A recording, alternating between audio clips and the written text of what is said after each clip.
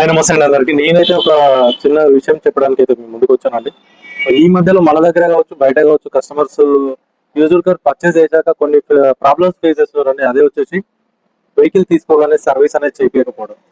అలా వారంటీ కేటగిరీలో ఉన్నట్టయితే ట్రూ వాల్యూలో అయితే సర్వీస్ చేసి వస్తుందండి.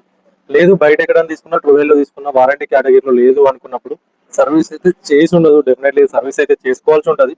మన దగ్గర రీసెంట్ ఒక కస్టమర్ తో మనకి ఎక్స్పీరియన్స్ కూడా అయింది. రీసెంట్ అయితే కస్టమర్స్ కి మనం ఒక వెహికల్ ఇచ్చాము, మన సర్వీస్ అనేది చేయించుకోలేడు కస్టమర్. తర్వాత ఫ్యామిలీతో బయటకు వెళ్ళి చిన్న ప్రాబ్లమ్ సర్వీస్ అయ్యి కదా తర్వాత చేయించుకుందామని చెప్పి నెగ్లెక్ట్ చేశారు.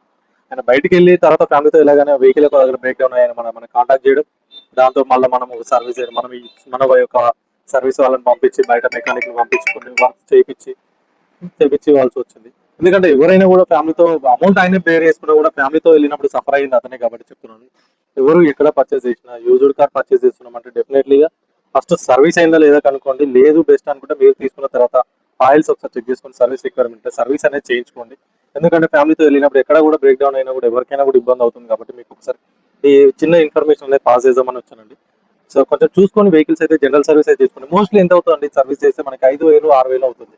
ఆ చిన్న మిస్టేక్ మనం తర్వాత చేద్దాంలే చూద్దాంలే అనుకున్నాం అనుకోండి, ఎక్కడో మీకు ఫ్యామిలీతో వెళ్ళినప్పుడు బ్రేక్ డౌన్ అయ్యి ఫ్యామిలీ ఇబ్బంది పడడం, మీరు ఇబ్బంది పడడం. కొంచెం చూసుకోండి, చేయించుకొని నడుపుకోండి, వెహికల్ అయితే పర్ఫెక్ట్ ఉంటుంది. ఓకే అండి, థ్యాంక్ యూ సో మచ్ అండి.